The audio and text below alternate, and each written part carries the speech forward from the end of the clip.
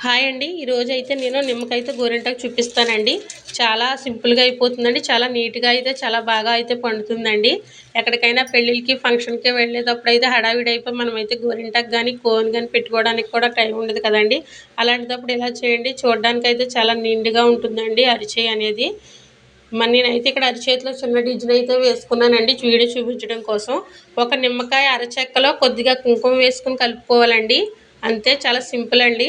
ఇలా అరిచేతిలో అయితే చిన్న డిజైన్ వేసుకొని మనం ఆ డిజైన్‌లో గనక ఇలా ఈ గోరింటాకుని గనక ఇలా కుంకుమని, నిమ్మకాయని కలుపుకున్నది పేస్ట్‌లాగా చేసుకొని మనం ఇలా గనక చేతిలో డిజైన్‌లాగా వేసుకున్నామంటే చాలా నీట్‌గా అయితే పండుతుందండి.